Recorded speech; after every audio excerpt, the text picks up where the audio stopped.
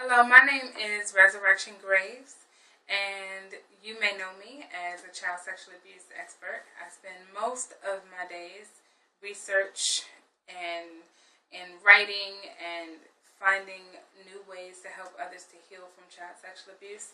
I spend a lot of my time writing a new book that I have coming out and talking about the way that I've been able to overcome child sexual abuse myself. And I particularly talk about the Bible and child sexual abuse.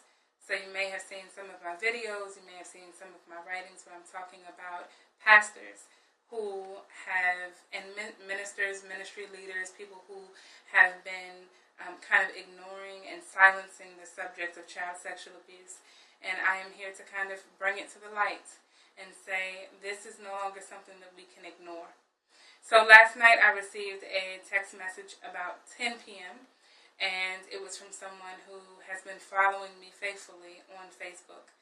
And she was very disheartened by a post that she put on her page and the response that she received from it and who she received it from.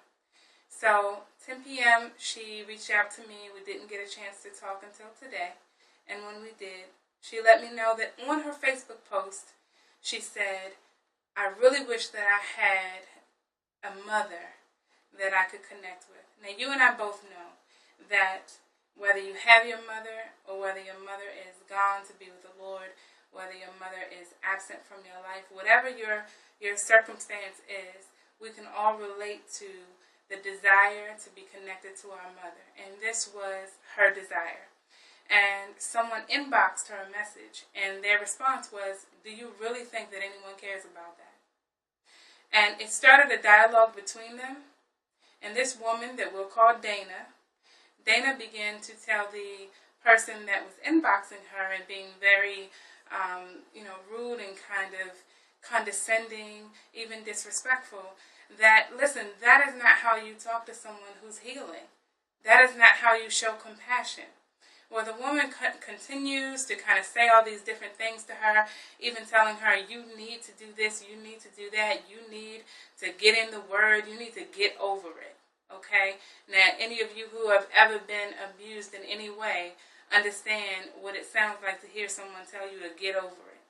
Well, the person, Dana, who reached out to me, she gave me that person's information. I wanted to know who was this person that was telling her to get over it. And guess what I found out? She is a leading pastor. I cannot tell you who she is, but she's a leading pastor. She is married to someone who was just nominated for a Dove Award. He is not only a pastor, but also a singer.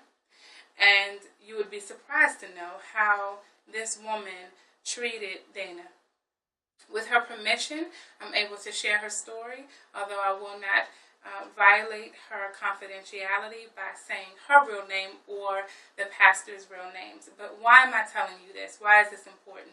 Because I go around the country talking to pastors, either by phone or in person. I talk to ministry leaders. This is something that I offer on purpose, because until you really understand what it takes for people to heal in their soul, your soul being your mind, your will, and your emotions, then you might as well stop praying for the prostitute, for the drunkard. Stop praying for these people to come into your fold if you're not going to treat them with love, if you're not going to treat them with compassion, if you're not going to counsel them in the way that God would have you to. Telling someone to just go get in the Word is not going to erase years and years and years of sexual abuse that this woman has endured. And to be honest with you, the abuse that she endured was from her father, who was a prominent pastor. The abuse that she endured after her father was found out and he stopped was by her grandfather, who is even higher in the church. And if I said any of these names, you would know who they are, and I'm uncomfortable with doing that. Not from me, I'm not scared. But she has been receiving death threats from her family, saying, if you come forward, then we will take you out. And so this is not about religion. It is a part of the Kojic church. I'm comfortable with saying that.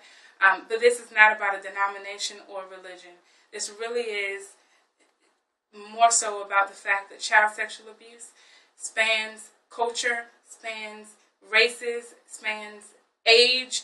It is a world problem. Child sexual abuse has nothing to do with someone's specific religion. Catholicism, it's found everywhere. And that is why I do what I do. We need to know what God says about child sexual abuse. And for atheists, they'll say that God condones rape, and that's a lie. That's not true.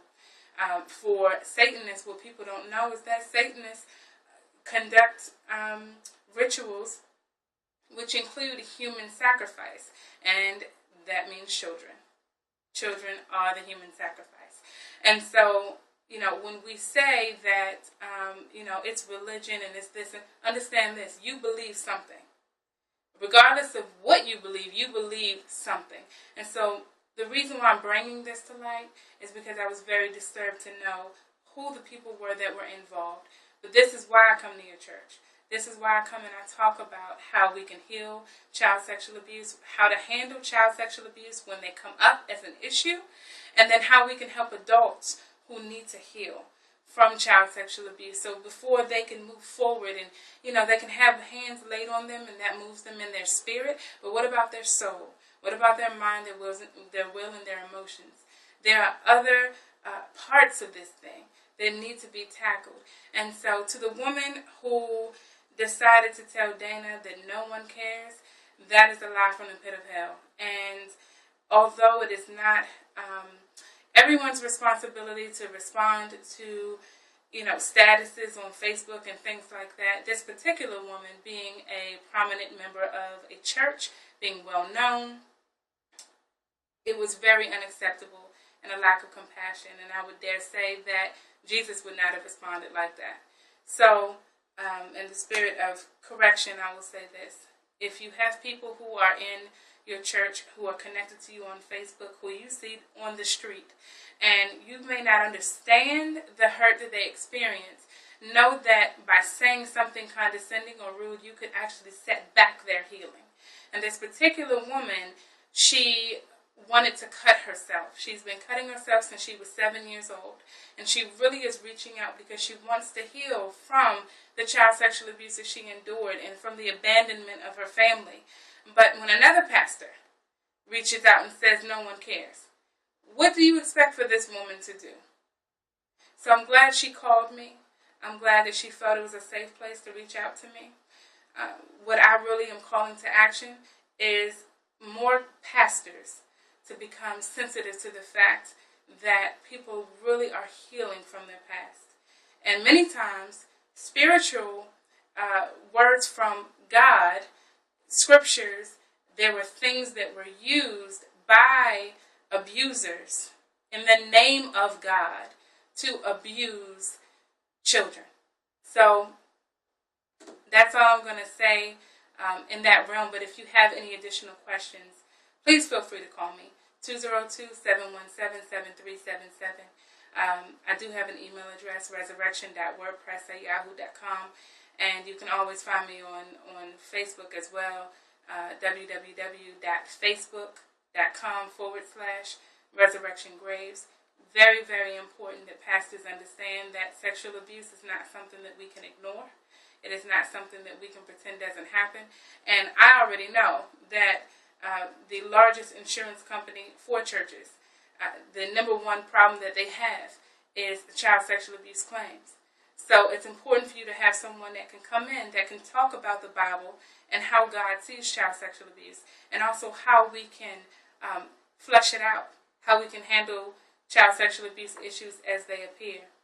And I would even say equally important is helping your members who come in to heal from the things of their past, or else you're not going to disciple them.